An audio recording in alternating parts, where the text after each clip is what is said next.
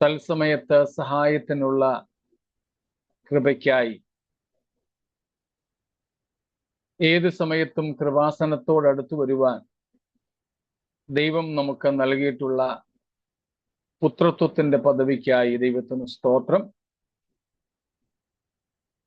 ധന്യനായ ഏകാധിപതിയും കർത്താധികർത്താവും രാജാധിരാജാവുമായ നമ്മുടെ ദൈവത്തെ വാഴ്ത്തി സ്തുതിച്ചുകൊണ്ട്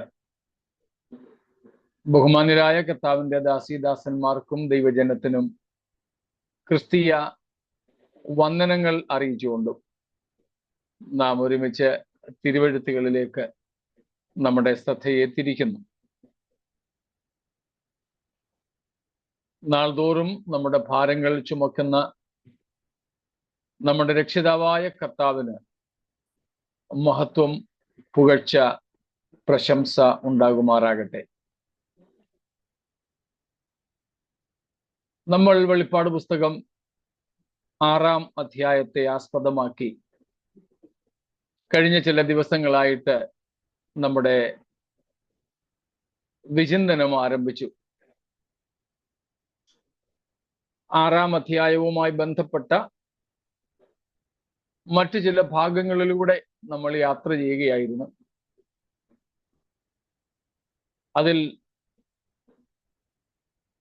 നമ്മുടെ കർത്താവ് സ്വർഗത്തിൽ നിന്ന് ഇറങ്ങി വരികയും സഭയെ തൻ്റെ അടുക്കലേക്ക് ചേർത്തുകൊള്ളുകയും അതിനുശേഷം കള്ളക്രിസ്തുവിൻ്റെയും സാത്താന്യ തൃത്വത്തിൻ്റെയും ഭരണം ഈ ഭൂമിയിൽ നടക്കുകയും ചെയ്യും എന്ന് നമ്മൾ കണ്ടു.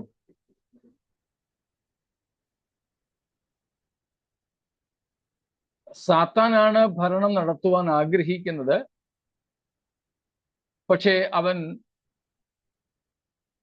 ഒരു ഭൗതിക ശരീരമില്ലാത്തവനായതുകൊണ്ട് അങ്ങനെയുള്ള ഭൗതിക ശരീരത്തിൽ വസിക്കുന്ന എതിർ ക്രിസ്തുവിലേക്ക്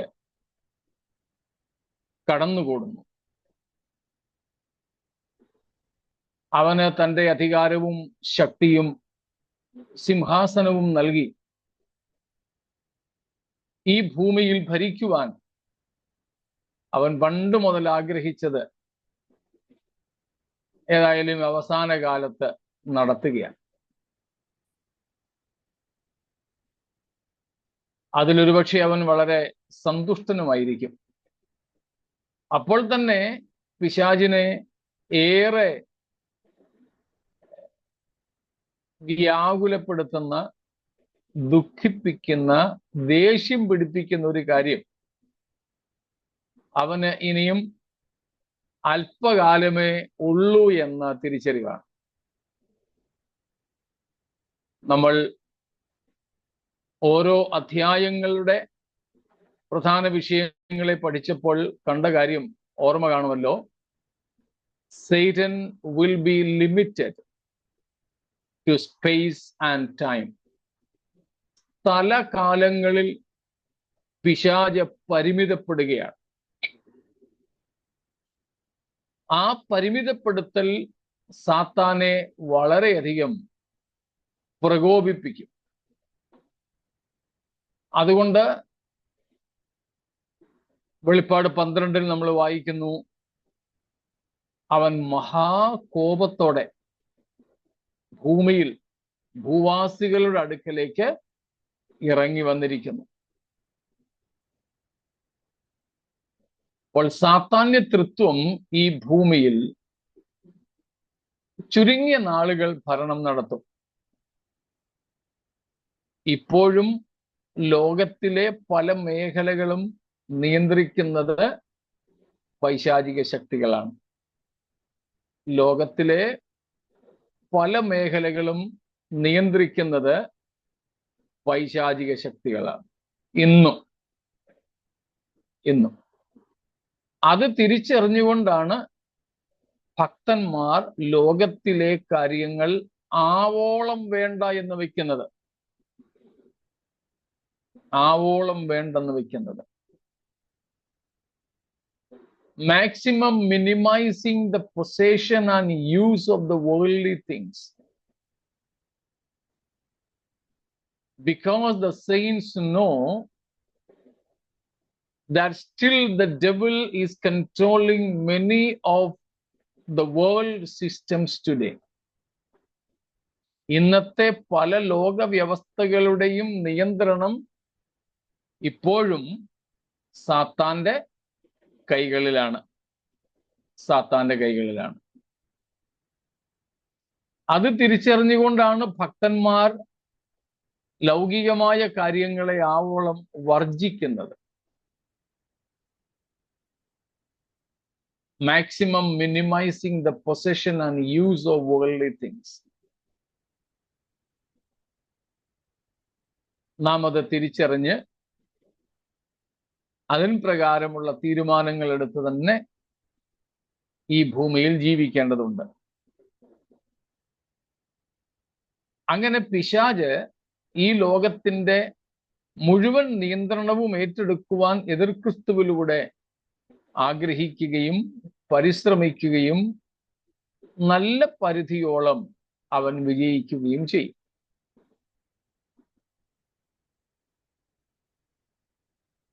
അപ്പോൾ ആ സംഭവങ്ങൾക്ക് തൊട്ടു മുൻപ് വെളിപ്പാട് 5-ാം അധ്യായത്തിൽ നാം കണ്ടതുപോലെ ദൈവകുഞ്ഞാട് അല്ലെങ്കിൽ ദൈവകുഞ്ഞാടായ ക്രിസ്തു പിതാവായ ദൈവത്തിന്റെ കയ്യിൽ നിന്നും 7 മുദ്രകളാൽ മുദ്രണം ചെയ്ത പുസ്തകം വാങ്ങുന്നു. അവയുടെ മുദ്ര പൊട്ടിക്കുന്നതും അനന്തര സംഭവങ്ങളുമാണ് 6-ാമത്തെ അധ്യായത്തിൽ നമുക്കുള്ളത്.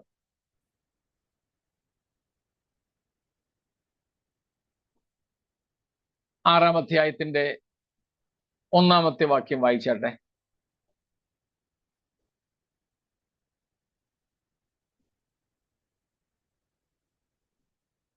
അറിയില്ലേ?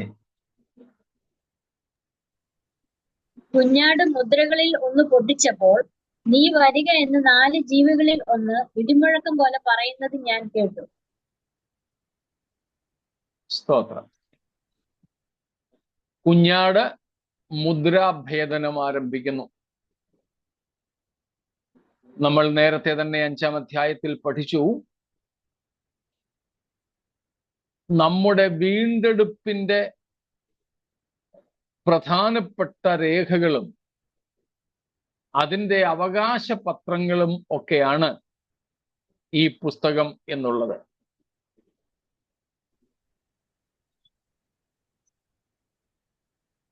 യേശുക്രിസ്തു മാനവജാതിയുടെ വീണ്ടെടുപ്പിന് വേണ്ട വില കാൽവറി ക്രൂശിൽ കൊടുത്തു.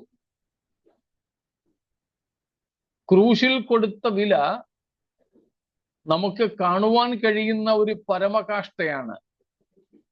A spectacular climax.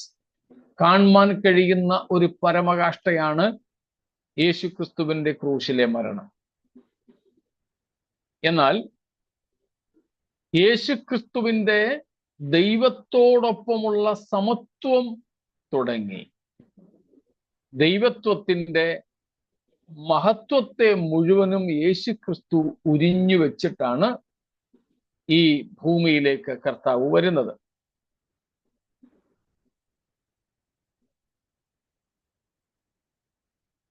കർത്താവ് ക്രൂശിൽ തന്റെ ജീവൻ നൽകി പാപത്തിൽ അകപ്പെട്ടുപോയ മനുഷ്യന്റെ പാപത്തിന് പ്രായശ്ചിത്തം വരുത്തി. ദൈവത്തിൽ നിന്ന് അകന്നുപോയ മനുഷ്യനെ ദൈവത്തിങ്കിലേക്ക് അടുപ്പിച്ചു, നിരപ്പിച്ചു.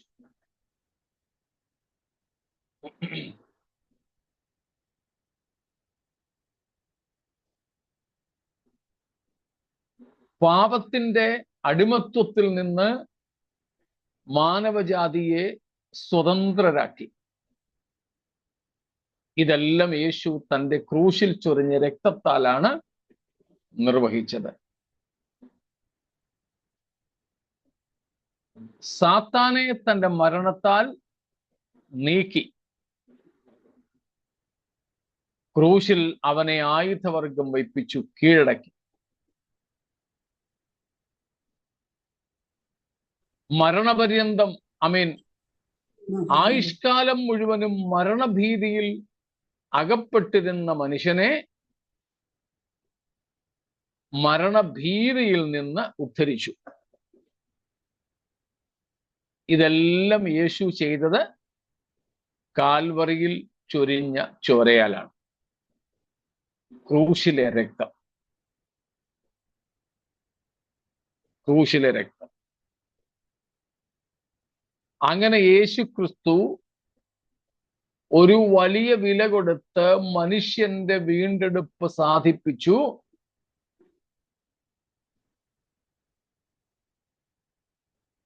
മനുഷ്യൻ മുഖാന്തരം മുഴു പ്രപഞ്ചത്തിന്റെയും. പക്ഷേ നാണം കെട്ട പിശാച് എന്നാലും അവന്റെ പിടിവിടാൻ ഒരുക്കമല്ല. ചിലരുണ്ടല്ലോ, കോടതിയിൽ കേസ് തോറ്റാലും തോൽവി സമ്മതിക്കാത്തവർ. അവർ മറ്റു പല വഴികളും അവരുടെ ലക്ഷ്യപ്രാപ്തിക്ക് വേണ്ടി ഉപയോഗിക്കുന്നത് പോലെ സാത്താൻ ക്രൂശിൽ തോറ്റു. യേശു ക്രിസ്തു മനുഷ്യന്റെ പാപത്തിന് പരിഹാരമായി മരിച്ചപ്പോൾ, അടക്കപ്പെട്ട് ഉയർത്തെഴുന്നേറ്റപ്പോൾ സാത്താന്റെ തോൽവി പൂർണ്ണമായി. പക്ഷെ അവനത് സമ്മതിച്ച് ഇത്രയേറെ വർഷങ്ങൾ അവൻ അടക്കി വെച്ചിരുന്ന ഭൂമിയെയോ സൃഷ്ടിയെയോ വിട്ടുകൊടുക്കുവാൻ അവൻ തയ്യാറല്ല. അങ്ങനെ വരുമ്പോൾ നമ്മുടെ കർത്താവ് ബലപ്രയോഗത്തിലൂടെ അവന്റെ കയ്യിൽ നിന്ന് ഭൂമിയെ വിമോചിപ്പിക്കുന്ന ചിത്രമാണിത്. സ്തോത്രം. മനസ്സിലായല്ലോ? ക്രൂശിൽ തോറ്റെങ്കിലും തോൽവി സമ്മതിക്കാതെയും ദൈവത്തിന്റെ സൃഷ്ടിയായ ഭൂമിയെ ഒഴിഞ്ഞുകൊടുക്കാതെയും. ഓക്കെ, തോൽവി സമ്മതിക്കാതെയും ദൈവത്തിന്റെ സൃഷ്ടിയെ സ്രഷ്ടാവിന് വേണ്ടി വിട്ടുകൊടുക്കാതെയും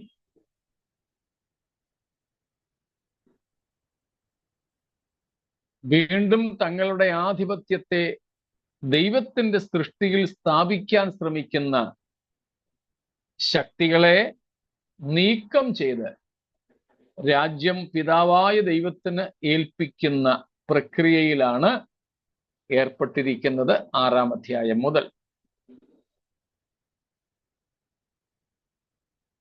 കാര്യം മനസ്സിലായല്ലോ? സ്തോത്രം. അതുകൊണ്ടാണ് നാം 5-ാം അധ്യായത്തിൽ കണ്ടത്, യേശുക്രിസ്തുവിനല്ലാതെ ഈ പുസ്തകം വാങ്ങുവാൻ വേറെ ആർക്കും യോഗ്യത ഇല്ല. ക്രിസ്തു അത് വാങ്ങിയത് വെറുതെ വെച്ചേക്കാനല്ല. പിന്നെ ഈ മുദ്രകൾ ഓരോന്ന് തുറക്കണം.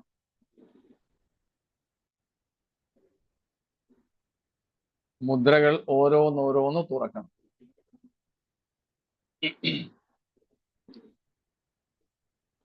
തുറക്കുമ്പോൾ കാൽവറിയിൽ നിവർത്തിച്ച വീണ്ടെടുപ്പിന്റെ പ്രക്രിയ പൂർണ്ണമാക്കുവാൻ ഇപ്പോൾ എന്ത് ന്യായവിധി കൂടെ നടത്തണം എന്നുള്ളത് ഉണ്ട്.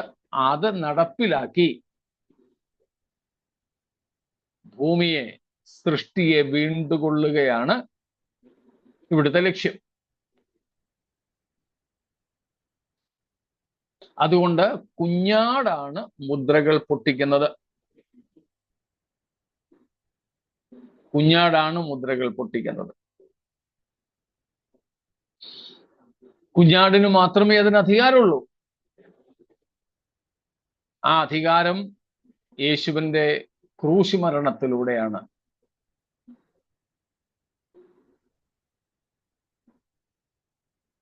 നേടുന്നത്,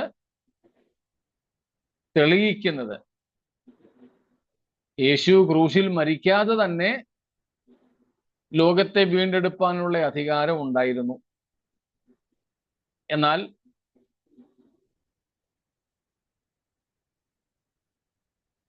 യേശു ആ അധികാരം ഉപയോഗിക്കുകയായിരുന്നില്ല. പകരം ഒരു തെരഞ്ഞെടുപ്പ്. ആ തെരഞ്ഞെടുപ്പായിരുന്നു യേശു ജഡമെടുത്ത് ഭൂമിയിൽ വന്നത്. സ്തോത്രം.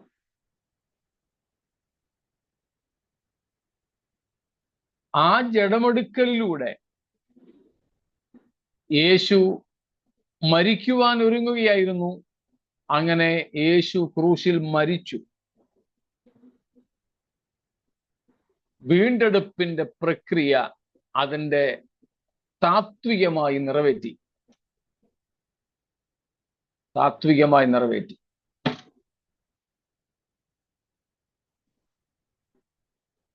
പക്ഷേ ഭൂമി ഇന്നും അന്യാധീനപ്പെട്ട് കിടക്കുന്നു. ഭൂമി എന്ന് പറഞ്ഞാൽ ഇവിടുത്തെ മുഴുവൻ വ്യവസ്ഥകളും, ഭൗമ വ്യവസ്ഥകൾ മുഴുവനും. പോരാ, യേശു ക്രൂശിൽ രക്തം ചിന്തിയത് എന്തിനു വേണ്ടിയാണോ ആ ലക്ഷ്യം ഇവിടെ നിർബന്ധപൂർവം പ്രാപിപ്പാൻ കുഞ്ഞാടൊരുങ്ങുകയാണ്. അത് കുഞ്ഞാടിന്റെ റൈറ്റ് ആണ്, കുഞ്ഞാടിന്റെ അവകാശമാണ്. സ്തോത്രം. ആ അവകാശം വേറെ ആർക്കും ഇല്ല. എല്ലാവരും പരാജയം സമ്മതിച്ചു. അങ്ങനെ ആ കുഞ്ഞാട് ഇപ്പോൾ മുദ്രാഭേദനം നടത്തുന്നു. പ്രപഞ്ചത്തിന്റെ വീണ്ടെടുപ്പിന്റെ അന്തിമ ഘട്ടത്തിലേക്ക് പോകുന്നു. സ്തോത്രം. ഇത്രയും കാര്യങ്ങൾ മനസ്സിലായി കാണുമല്ലോ.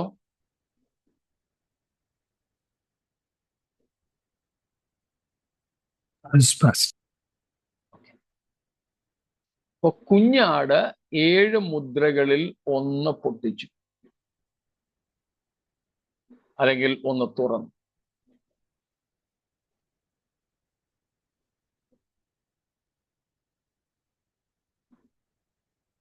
കുഞ്ഞാടിന്റെ മുദ്രാഭേദനത്തിന്റെ ആദ്യ ഭാഗത്ത് നാം ചില കാര്യങ്ങൾ കാണുന്നു.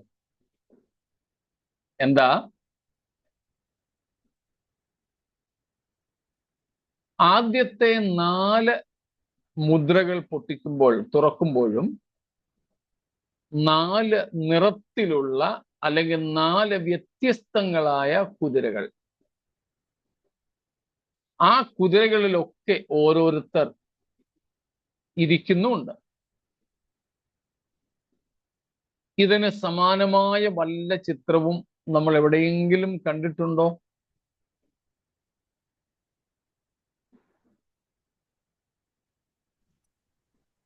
സക്കറിയ പ്രവചനം.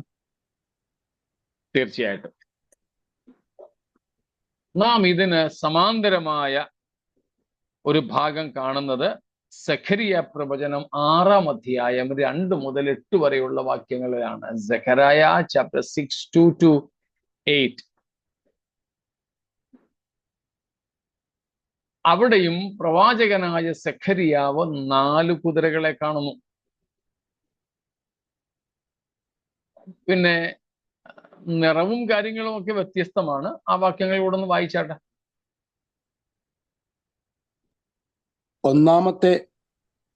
ഒന്നാമത്തെ രഥത്തിന് ചുവന്ന കുതിരകളെയും രണ്ടാമത്തെ രഥത്തിന് കറുത്ത രഥത്തിന് ചുമന്ന കുതിരകളെയും രണ്ടാമത്തെ രഥത്തിന് കറുത്ത കുതിരകളെയും.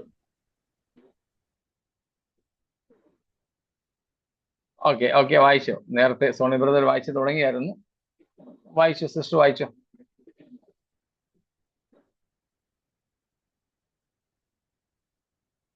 രണ്ടുപേരും വായിക്കുന്നില്ലേ?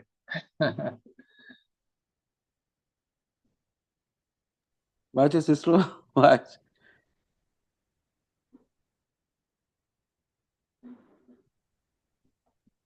ഓക്കെ, ഞാൻ വായിക്കാം. ഒന്നാമത്തെ രഥത്തിന് ചുവന്ന കുതിരകളെയും രണ്ടാമത്തെ രഥത്തിന് കറുത്ത കുതിരകളെയും മൂന്നാമത്തെ രഥത്തിന് വെളുത്ത കുതിരകളെയും നാലാമത്തെ രഥത്തിന് പുള്ളിയും കുരാൽ നിറവുമുള്ള കുതിരകളെയും പൂട്ടിയിരുന്നു. എന്നോട് സംസാരിക്കുന്ന ദൂതനോട്, യജമാനനെ, ഇത് എന്താകുന്നു എന്ന് ഞാൻ ചോദിച്ചു. ദൂതൻ എന്നോട് ഉത്തരം പറഞ്ഞത്, ഇത് സർവഭൂമിയുടെയും കർത്താവിന്റെ സന്നിധിയിൽ നിന്നിട്ട് പുറപ്പെടുന്ന ആകാശത്തിലെ 4 കാറ്റാകുന്നു. കറുത്ത കുതിരകൾ ഉള്ളത് വടക്കേ ദേശത്തിലേക്ക് പുറപ്പെട്ടു, വെളുത്തവ അവയുടെ പിന്നാലെ പുറപ്പെട്ടു, പുള്ളിയുള്ളവ തെക്കേ ദേശത്തേക്ക് പുറപ്പെട്ടു. കുരാൽ നിറമുള്ളവ പുറപ്പെട്ട് ഭൂമിയിൽ ഊടാടി സഞ്ചരിപ്പാൻ നോക്കി.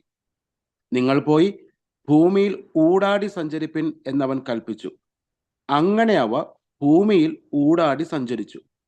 അവൻ എന്നോട് ഉറക്കെ വിളിച്ചു, വടക്കേ ദേശത്തേക്ക് പുറപ്പെട്ടിരിക്കുന്നവ വടക്കേ ദേശത്തിങ്കൽ എന്റെ കോപത്തെ ശമിപ്പിച്ചിരിക്കുന്നു എന്ന് പറഞ്ഞു. ഇവിടെ സഖരിയ പ്രവാചകൻ കാണുന്ന ഒരു ദർശനം. പല ദർശനങ്ങൾ സഖരിയാവ് കണ്ടിട്ടുണ്ട്.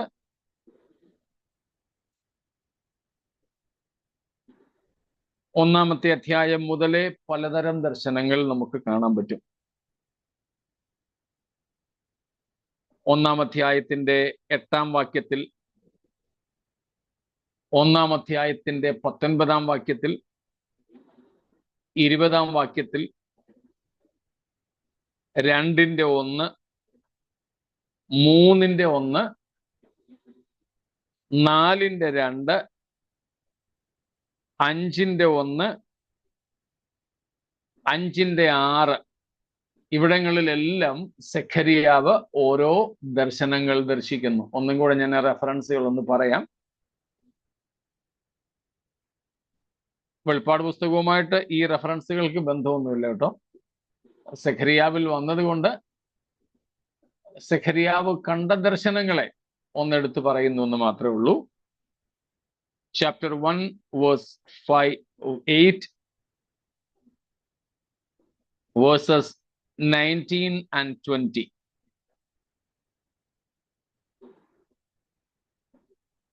Chapter 2, Zechariah. Okay, Zechariah chapter 2 verse 1, 3 verse 1, 4 verse 2, 5 verses 1 and 6. In all these references, we see different visions Zechariah saw. ഇവിടങ്ങളിലെല്ലാം സഖരിയാവ് കണ്ട ദർശനങ്ങളുണ്ട്. അതിൽ 6-ാം അധ്യായത്തിൽ നമ്മൾ കാണുന്ന ദർശനമാണ് 4 രഥങ്ങളുടെ ദർശനം. Vision of 4 chariots. പക്ഷെ ഇവിടെ രഥങ്ങളല്ല പ്രധാനം, രഥങ്ങൾക്ക് കെട്ടിയിരിക്കുന്ന കുതിരകളാണ്. വെളിപ്പാട് 6-ാമത്തെ അധ്യായത്തിലും നമുക്ക് 4 കുതിരകൾ, ഇവിടെയും 4 കുതിരകൾ. വ്യത്യാസം, ഇവിടെ രഥങ്ങളിൽ പൂട്ടിയിരിക്കുന്ന കുതിരകളാണ്. വെളിപ്പാട് പുസ്തകം 6-ാം അധ്യായത്തിൽ നാം കാണുന്നത് രഥങ്ങൾ ഉള്ളതല്ല, പകരം ഓരോ സവാരികൾ, കുതിരപ്പുറത്ത് കയറി ഇരിക്കുന്നവർ ഉള്ള കുതിരകളാണ്.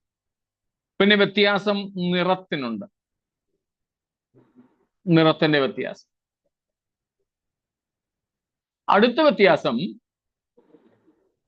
കണ്ടോ, സഖരിയാവിലെ ഈ കുതിരകളെ എവിടേക്ക് വിട്ടിരിക്കുന്നു?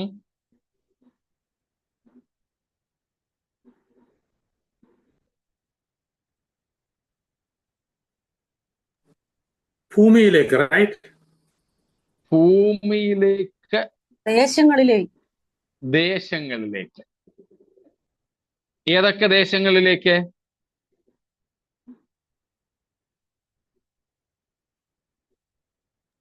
വടക്കേ ദേശം, തെക്കേ ദേശം, പിന്നെ ഭൂമിയിൽ ഊടാടി സഞ്ചരിക്കുന്നവ. വടക്കേ ദേശവും വടക്കേ തെക്കേ ദേശവും ദേശവും. തെക്കേ ദേശവും. തെക്കേ ദേശം. വടക്കേ ദേശം എന്ന് പറയുന്നത് ബാബിലോൺ, തെക്കേ ദേശം എന്ന് പറയുന്നത് മിസ്രയീം. അപ്പോൾ ദൈവം സഖറിയാവിന് കാണിച്ചു കൊടുത്ത 4 കുതിരകൾ അല്ലെങ്കിൽ 4 രഥങ്ങൾ, അത് നാം കാണുന്നു 5-ാമത്തെ വാക്യത്തിൽ, സർവഭൂമിയുടെയും കർത്താവിന്റെ സന്നിധിയിൽ നിന്നിട്ട് പുറപ്പെടുന്ന ആകാശത്തിലെ 4 കാറ്റാകും. കുതിരകളെ കണ്ടതുകൊണ്ട് അവ കുതിരകളാണെന്ന് കരുതണ്ട. അതിന്റെ അർത്ഥം 4 കാറ്റുകൾ, 4 ശക്തികൾ പുറപ്പെടുന്നത് എവിടെ നിന്ന്? ദൈവസന്നിധിയിൽ നിന്ന്. ദൈവസന്നിധിയിൽ നിന്ന് അവ പുറപ്പെടുന്നു. സഖറിയാവിൽ കാണുന്നത് ബാബിലോണെയും മിസ്രൈമിനെയും, വടക്കേ ദേശമായ ബാബിലോണിനെയും തെക്കേ ദേശമായ മിസ്രൈമിനെയും ന്യായം വിധിക്കുവാൻ വേണ്ടി ദൈവം അയക്കുന്ന സംഗതികളാണ്. സ്തോത്രം. ഓക്കെ,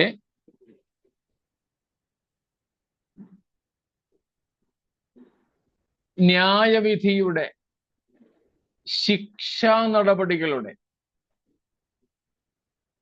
ഒരു ചിത്രമാണ് നമുക്കിവിടെ കുതിരകൾ എന്നതിൽ നിന്നും മനസ്സിലാക്കുവാൻ സാധിക്കുന്നത്. പുറപ്പെടുന്നത് ദൈവത്തിങ്കൽ നിന്ന്, അല്ലെങ്കിൽ ദൈവം അനുവദിച്ചിട്ട്.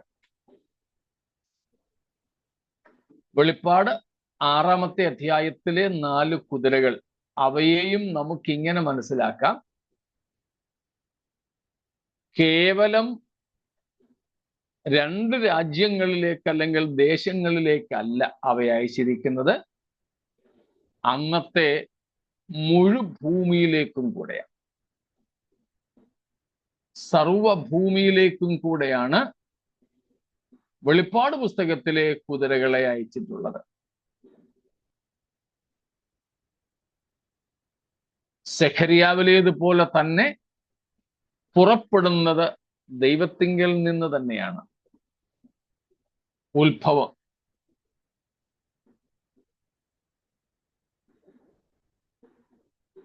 ഓക്കെ, കേവലം ചില രാഷ്ട്രങ്ങളിലേക്ക് മാത്രമല്ല, സർവഭൂമിയിലേക്ക് ദൈവത്തിൽ നിന്ന് തന്നെ അവ പുറപ്പെടുന്നു. ദൈവത്തിൽ നിന്ന് തന്നെ അവ പുറപ്പെടുന്നു. ദൈവത്തിന്റെ ക്രോധം വഹിക്കുന്നവരാണവർ. ദൈവത്തിന്റെ ക്രോധം വഹിക്കുന്നവർ. ഒരു കാര്യം മനസ്സിലാക്കുക, എത്ര തിന്മയും പുറപ്പെടണമെങ്കിൽ നമ്മുടെ ദൈവത്തിന്റെ സമ്മതം കൂടിയേ തീരും. അതെ, എത്ര തിന്മയും. സാത്താൻ പോലും ഒരു വ്യക്തിയെ തൊടയണമെങ്കിൽ, പ്രത്യേകിച്ച് ദൈവഭക്തന്മാരെ, അതിന് സ്രഷ്ടാവായ ദൈവത്തിന്റെ അനുമതി കൂടിയേ തീരും.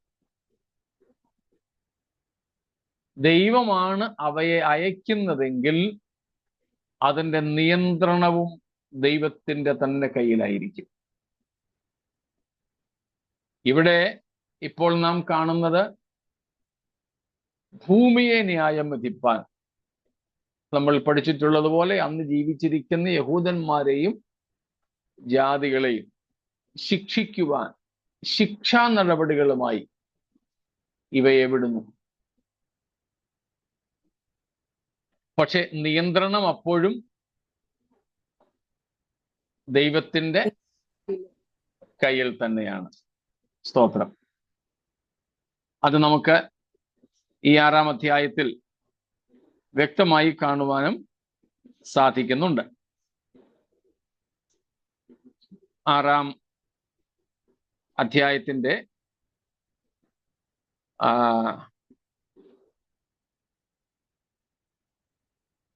7 തൊട്ടുള്ള വാക്യങ്ങളിൽ നാം കാണുന്നു. ഇവിടെയെല്ലാം പ്രത്യേകിച്ച് 2, 3, 4 മുദ്രകൾ തുറക്കുമ്പോൾ അവയോട് പറയുന്നുണ്ട് ആർക്കൊക്കെ എന്തിനൊക്കെ ദോഷം ചെയ്യണം, അല്ലെങ്കിൽ അവയ്ക്ക് പ്രവർത്തിക്കാനുള്ള മാർഗരേഖ കൊടുക്കുന്നുണ്ട്.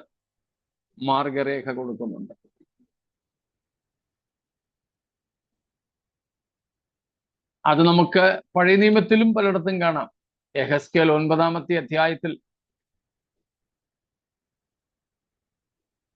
യെരുശലേമിൽ നടക്കുന്ന മ്ലേച്ഛതകൾ നിമിത്തം അവിടെയുള്ള അധർമ്മികളെ സംഹരിക്കുവാൻ ദൈവം ചിലരെ വിടുന്നു, വെൺമഴുവുമായി, ആക്സുമായിട്ട്. പക്ഷെ ആരെ വെട്ടണം, എപ്പോൾ വെട്ടണം, വ്യക്തമായ മാർഗനിർദ്ദേശമുണ്ട്. ഇവിടെയും അത് തന്നെയാണ്. ഇവിടെയും നാം അത് തന്നെ കാണുന്നു.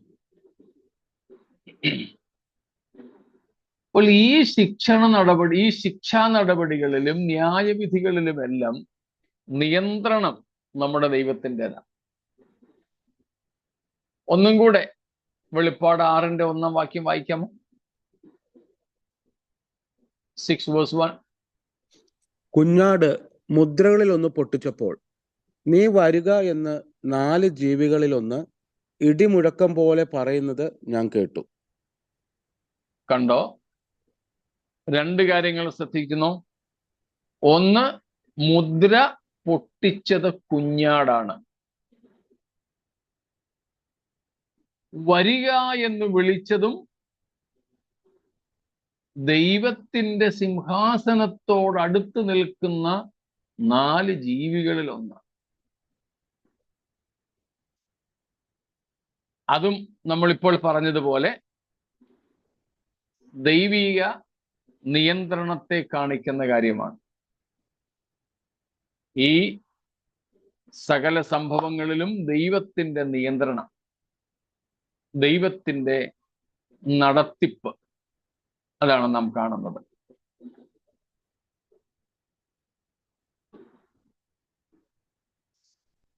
അങ്ങനെ വിളിക്കുന്നു.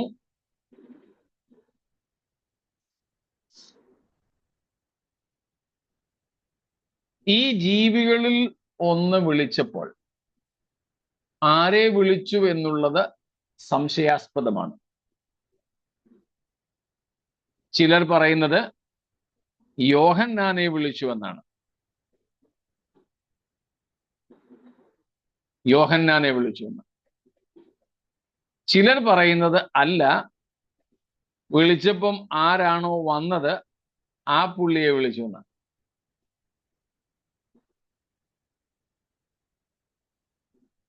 ചില ബൈബിളുകളിൽ അങ്ങനെ നമുക്ക് മനസ്സിലാക്കാനും സാധിക്കും. Then the 4 living creatures said, Amen. Okay. Then I saw as the Lamb broke open one of the 7 seals, and as if in a voice of thunder, I heard one of the 4 living creatures call out, Come. ചില വേർഷൻസിൽ പറയുന്നത് യോഹന്നാനെ വിളിച്ചു എന്ന്.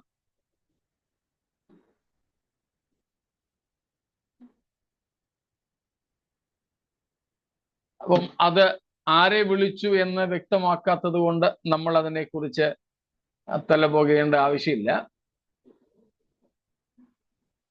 നമുക്ക് സ്വാതന്ത്ര്യമുണ്ട് ഇതിലേതും വിശ്വസിക്കുവാൻ. ഒന്നുകിൽ യോഹന്നാനെ നീ വാ കാണ് എന്ന നിലയിൽ വിളിച്ചതാകാം, അതല്ലെങ്കിൽ ആ ശക്തികൾക്ക് അല്ലെങ്കിൽ ആ സംഭവങ്ങൾക്ക് രംഗപ്രവേശം ചെയ്യുവാനുള്ള അനുവാദം കൊടുത്ത് വിളിക്കുന്നതാകാം. ഏതായാലും നിയന്ത്രണം ദൈവത്തിന്റെ പക്കൽ.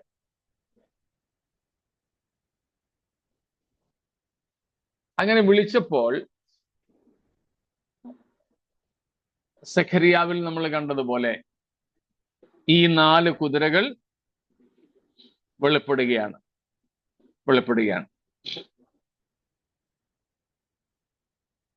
ഈ 4 കുതിരകളും നമ്മൾ ആദ്യത്തെ ഒരു ദിവസം കാണുകയുണ്ടായി. The first 4 seals represent the political judgments or occurrences of that particular time. ആ സമയത്ത് നടക്കാനിരിക്കുന്ന രാഷ്ട്രീയമായ ന്യായവിധിയുടെ ചില ചിത്രങ്ങളാണ് നമുക്ക് ഇവിടെ ഈ 4 മുദ്രകളുടെ ഭേദനത്തിലൂടെ കാണുവാൻ സാധിക്കുന്നത്. സ്തോത്രം. ഓക്കെ, 4 സംഗതികൾ.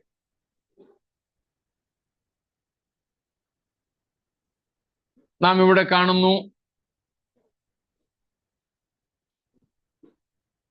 ഒന്നാമത്തെ ജീവി വിളിച്ചപ്പോൾ ഒരു വെള്ള കുതിര പ്രത്യക്ഷമായി. നമ്മൾ കഴിഞ്ഞ ദിവസം അതേപ്പറ്റി പറഞ്ഞതായതുകൊണ്ട് ഒത്തിരി ഇന്ന് പറയേണ്ടതില്ല. വെള്ളക്കുതിര പ്രധാനമായും 2-3 അഭിപ്രായങ്ങൾ അതേ സംബന്ധിച്ചുണ്ട്. വെള്ളക്കുതിരയും വെള്ളക്കുതിരപ്പുറത്തിരിക്കുന്നവനും. ഒന്നാമത്തെ അഭിപ്രായം നമ്മൾ കണ്ടു, അത് യേശുക്രിസ്തുവാണ് എന്ന് ചിന്തിക്കുന്ന ചിലരുണ്ട്. അതിന് കാരണം വെള്ള നിറവും കിരീടവും ഒക്കെ, കയ്യിലെ അമ്പില്ലാത്ത വില്ല്. പിന്നെ പറഞ്ഞിരിക്കുന്നു, ജയിക്കുന്നവനായും ജയിപ്പാനായും പുറപ്പെട്ടിരിക്കുന്നു. അത് യേശു അല്ല. തെളിവ് 1-ാം വാക്യത്തിൽ, അല്ലെങ്കിൽ ഈ 6-ന്റെ 1-ഉം 2-ഉം വാക്യങ്ങളിൽ നമുക്ക് യേശുവിനെ എവിടെ നിൽക്കുന്നതായിട്ടാ കാണാൻ സാധിക്കുക? അല്ലെങ്കിൽ യേശു എന്ത് ചെയ്യുന്നതായിട്ടാ? കുഞ്ഞാടല്ലേ മുദ്ര പൊട്ടിക്കുന്നത്? അതെ, കുഞ്ഞാടാണ് മുദ്ര പൊട്ടിക്കുന്നത്. അപ്പോൾ ആ പൊട്ടിക്കുന്ന കുഞ്ഞാട് തന്നെ ഇങ്ങോട്ട് മാറി തിരിഞ്ഞു നിൽക്കുന്നുവെന്ന് കരുതരുത്. ചില സ്ഥലങ്ങളില് ഞാൻ കണ്ടിട്ടുണ്ട്, ചില പ്രത്യേക യോഗങ്ങളിൽ, സമ്മേളനങ്ങളിൽ വേറെ ചിലരെ സ്വാഗതം ചെയ്യും, അവരെ വന്ദനം ചെയ്യും. അപ്പം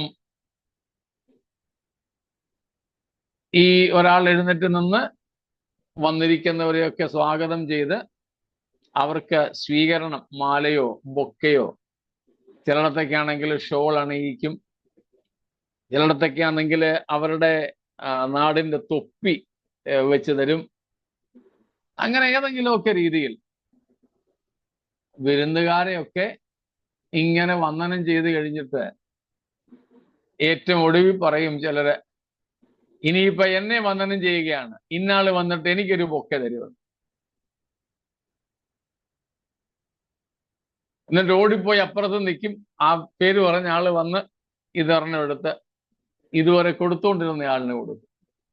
അപ്പൊ തന്നെത്താൻ തന്നെ സ്വാഗതം ചെയ്യുന്ന ചില പുള്ളികളുണ്ട്. ഇതുപോലെ യേശു ഇവിടെ ചെയ്യുന്നെന്ന് കരുതാൻ വളരെ ബുദ്ധിമുട്ടാണ്. കാരണം കർത്താവ് ഇവിടെ ഒരു കുതിരപ്പുറത്തിരിക്കുന്നവനായിട്ടൊന്നും രംഗപ്രവേശം ചെയ്യുവാൻ പോകുന്നില്ല. കാരണം കർത്താവ് ഇവിടെ ഇപ്പോൾ ഒരു 7 വർഷക്കാലം നീണ്ടു നിൽക്കുന്ന ഒരു കർമ്മപദ്ധതിയിലാണ്. മുദ്രാഭേദനങ്ങൾ കർത്താവ് നടത്തുകയാണ്. അപ്പോൾ മുദ്ര പൊട്ടിച്ച ആള് തന്നെ മുദ്ര പൊട്ടിച്ച് അതിന്റെ പിന്നിൽ വരിക എന്നുള്ളത് യുക്തിസഹം പോലും അല്ല. 2, യേശുക്രിസ്തു വരുന്നത്, പ്രത്യക്ഷനാകുന്നത് ഒറ്റയ്ക്കല്ല, പിന്നെ വിശുദ്ധന്മാരും വിശുദ്ധന്മാരും സ്വർഗീയ ദൂതന്മാരും, ചേർത്ത് പറഞ്ഞാൽ സ്വർഗത്തിലെ ഒരു സേന തന്നെ യേശുവിനെ അനുഗമിക്കുന്നു. ഇവിടെ പക്ഷെ ഈ പുള്ളിക്കാരൻ ഒറ്റയ്ക്കായിരുന്നു.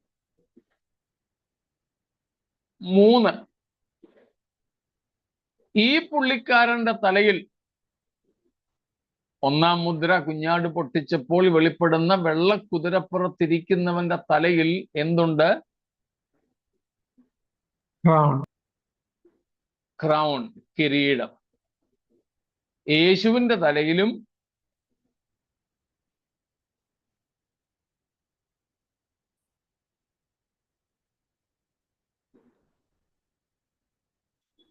നിങ്ങളാരും ഒന്നും മിണ്ടുന്നില്ല.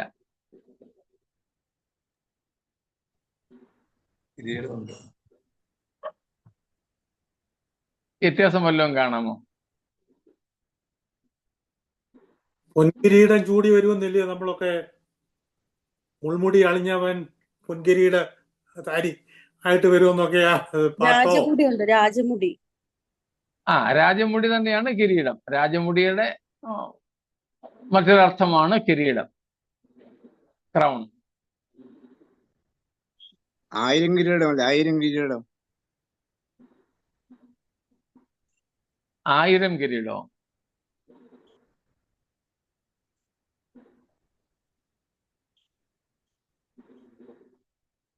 കിരീടം ഇല്ലല്ലോ, കിരീടമില്ല. കിരീടം 19-ാം അധ്യായത്തില് നമുക്ക് കർത്താവായ യേശുനാഥനെ കാണിക്കുമ്പോൾ രാജമുടി ഉള്ളതായിട്ടാണ് കാണിക്കുന്നത്. അതെ. 6-ാം അധ്യായത്തിൽ 1-ാമത്തെ കുതിരപ്പുറത്ത് കയറി വരുന്ന ആളിന് ഇമിറ്റേറ്റ് ചെയ്യുക, കിരീടമുണ്ട്. 19-ാം അധ്യായത്തിൽ 11 മുതൽ യേശുക്രിസ്തുവിനെ കാണുന്നു, കർത്താവിനും കിരീടമുണ്ട്. വ്യത്യാസം എന്താണെന്നാണ് ഞാൻ ചോദിച്ചത്. അനേക രാജമുടികൾ. രാജമുടികളാണ്, അനേക രാജമുടികൾ. അതെ. ഈ 6-ാം അധ്യായത്തിലെ ആ കക്ഷിക്ക് ഒരു കിരീടമേ ഉള്ളൂ. അവന് ഒരു കിരീടം ലഭിച്ചു എന്ന് എഴുതിയിരിക്കുന്നത് 2-ാമത്തെ വാക്യത്തിൽ, അല്ലേ? അവന് ഒരു കിരീടവും ലഭിച്ചു. എന്നാൽ യേശുക്രിസ്തുവിന് ഒരു കിരീടമല്ല, അനേകം രാജമുടികൾ, അനേകം കിരീടങ്ങൾ. ഇപ്പൊ രണ്ടും ഒരാളാണോ? അല്ല, രണ്ടും ഒരാളല്ല. കിരീടം അധികാരത്തെ കാണിക്കുന്നു. ഈ മനുഷ്യന് കിരീടം നൽകപ്പെടുകയാണ്, മറ്റാരോ അവന് കൊടുക്കുകയാണ്.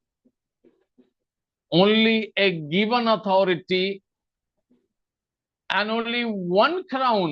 That means limited authority for this particular horseman in chapter 6, Revelation, verses 1 and 2.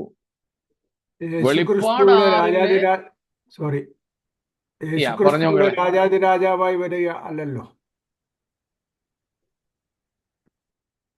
യേശുക്രിസ്തു വരുന്നത് രാജാധിരാജാവായിട്ടാണ്. അതുകൊണ്ട് യേശുവിന്റെ തലയിൽ അനേകം കിരീടങ്ങൾ. അത് ക്രിസ്തുവിന്റെ ബഹുവിധമായ അല്ലെങ്കിൽ പരമമായ അധികാരത്തെ കാണിക്കുന്നു. സ്തോത്രം. രണ്ടും രണ്ടുപേരാണെന്ന് അതിൽ നിന്നും വ്യക്തമാകുന്നു. ഇനി നമുക്ക് സാധാരണ വായനയിൽ മനസ്സിലാകാത്ത ഒരു കാര്യവും കൂടെ ഉണ്ട്.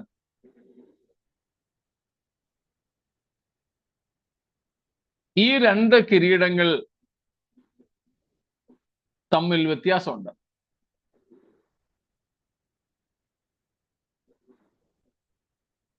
നമ്മുടെ ഭാഷയിൽ രണ്ടിനും കിരീടം എന്നാ പറയുന്നത്.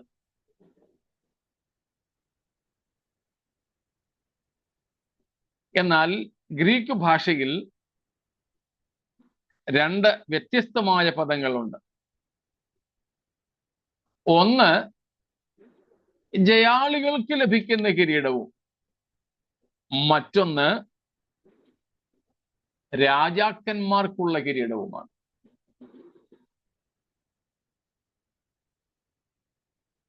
ഒന്ന് സ്റ്റിഫനോസ്, രാജകിരീടം. മറ്റൊന്ന് ഡയാദിമ, ജയാളികൾക്കുള്ള കിരീടം. ഇവിടെ 6-ാം അധ്യായത്തിലേത് ഡയാഡിമ എന്ന പദമാണ്. എന്നാൽ 19-ാം അധ്യായത്തിൽ യേശുക്രിസ്തുവിന്റെ കിരീടത്തെ സ്റ്റിഫനോസ് എന്നാണ് വിളിച്ചിരിക്കുന്നത്. അപ്പോൾ യേശുക്രിസ്തു രാജാധിരാജാവായി വരുന്നു. സ്തോത്രം. യേശുവിനെ ഒന്നുകിൽ ഇയാൾ അനുകരിക്കുന്നു, ഇനി അല്ല അനുകരണമല്ലെങ്കിൽ അഭിനയവും ഉണ്ടോടെ. ഇത് രണ്ടും ഉണ്ടെന്ന് തന്നെ നമുക്ക് മനസ്സിലാക്കാം. വെളിപ്പാട് 6-ാം അധ്യായത്തിന്റെ ആദ്യ മുദ്ര പൊട്ടിക്കുന്ന സമയത്ത് വെളിപ്പെടുന്ന വെള്ളക്കുതിരയും അതിന്റെ പുറത്തിരിക്കുന്ന മനുഷ്യനും ആരുമാകട്ടെ അഭിനയവും അനുകരണവും നടത്തുകയാണ്. അനുകരണം വെള്ളക്കുതിരപ്പുറത്ത് കയറി സ്വർഗീയ സൈന്യത്തിന്റെ അകമ്പടിയോടെ അനേകം രാജമുടികൾ അഥവാ കിരീടങ്ങൾ ധരിച്ച് രാജാധിരാജാവും കർത്താധികർത്താവുമായി വെളിപ്പെടുന്ന യേശുക്രിസ്തുവിനെ അനുകരിക്കുമ്പോൾ അഭിനയം സമാധാനമില്ലാത്ത ലോകത്തിൽ താൻ സമാധാനപ്രിയനാണെന്ന് വ്യാജമായി കാണിച്ച് അഥവാ അഭിനയിച്ചുകൊണ്ട് താൻ രംഗപ്രവേശം ചെയ്യുന്നു. അതുകൊണ്ട് തന്നെയാണ് ഈ വെള്ളക്കുതിരപ്പുറത്ത് കയറി വരുന്നയാള് കള്ള ക്രിസ്തുവാണെന്ന് അല്ലെങ്കിൽ എതിർ ക്രിസ്തുവാണെന്ന് നമ്മൾ വിശ്വസിക്കുന്നത്. ഏതായാലും അത് ക്രിസ്തു അല്ല എന്നുള്ളത് നമ്മളിപ്പോൾ തെളിവുകൾ നിരത്തി തന്നെ കണ്ടു. പിന്നെ അതാകാൻ സാധ്യതയുള്ളത് കള്ളക്രിസ്തുവാണ്, എതിർ ക്രിസ്തുവാണ്. അവൻ അനുകരിക്കുന്നു, അഭിനയിക്കുന്നു. അതിലൂടെ അവൻ ഒരു ഡിസീവറായി, വഞ്ചകനായി തീരുന്നു.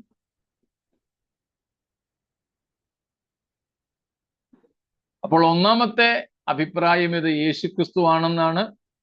അത് തെറ്റാണെന്ന് നമ്മൾ കണ്ടു. രണ്ടാമതൊരു അഭിപ്രായം നമ്മളുടേതായ നിലപാടാണ്. അധികം ദൈവമക്കളും ദൈവദാസന്മാരും അത് വിശ്വസിക്കുന്നു. ഇത് അനുകരിച്ചും അഭിനയിച്ചും വരുന്ന കള്ളക്രിസ്തുവാണ്. മൂന്നാമത് ചിലർ മാത്രം വെച്ച് പുലർത്തുന്ന ഒരു അഭിപ്രായമുണ്ട്. യേശു ആണോന്നും അറിയത്തില്ല, കള്ളക്രിസ്തു ആണോന്നും അറിയില്ല.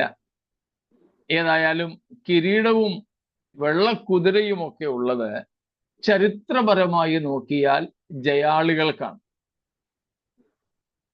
ചരിത്രപരമായി ജയാളികളാണ് വെള്ളക്കുതിരപ്പുറത്ത് കയറി വരുന്നതും വില്ല് കൈവശം വയ്ക്കുന്നതും അതുപോലെ കിരീടധാരിയായി വരുന്നതും. പ്രത്യേകിച്ച് റോമൻ സാമ്രാജ്യത്തിലെ ചില പടനായകന്മാരോ ഒക്കെ ശത്രുക്കളെ പരാജയപ്പെടുത്തി ജയാളികളായിട്ട് വരുമ്പോൾ ഇങ്ങനെ വെള്ളക്കുതിരപ്പുറത്ത് അവരെ കയറ്റിയിരുത്തി നാട് ചുറ്റിക്കുന്ന ഒരു പതിവുണ്ടായിരുന്നു അത്രേ. അതിൽ നിന്ന് ഈ മൂന്നാമത്തെ അഭിപ്രായം വരുന്നു. ഏതായാലും ഏതോ ഒരു ജയാളിയാണെന്ന്. അത് ചരിത്രത്തിന്റെ പശ്ചാത്തലത്തിൽ നിന്ന് പറഞ്ഞിരിക്കുന്നു. അതുകൊണ്ട് നമ്മൾ അത് നിഷേധിക്കുന്നില്ല. ഒരു ജയാളി, അത് ജയാളി ആകണമെന്നില്ല. നമ്മൾ മുമ്പേ കണ്ടു, അഭിനയവുമാകാം.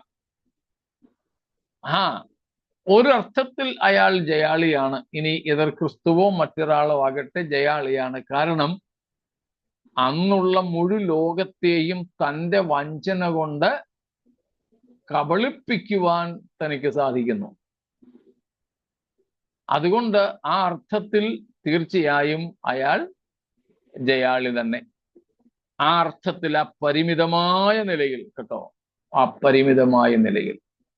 പിന്നെ ദൈവം അവന് ഒരു കാലപരിധി ജയിക്കുവാൻ നിശ്ചയിച്ചു കൊടുത്തിട്ടുമുണ്ട്. നമ്മൾ കഴിഞ്ഞ ദിവസവും ദാനിയേൽ 7-ാം അധ്യായത്തിൽ നിന്നും മറ്റും പഠിക്കുകയുണ്ടായി. വിശുദ്ധന്മാരോടുപോലും യുദ്ധം ചെയ്ത് ജയിക്കാൻ അവൻ അധികാരം കൊടുത്തിരിക്കുന്നു. തീർച്ചയായും ആ നിലയിൽ അവൻ ജയാളിയാണ്.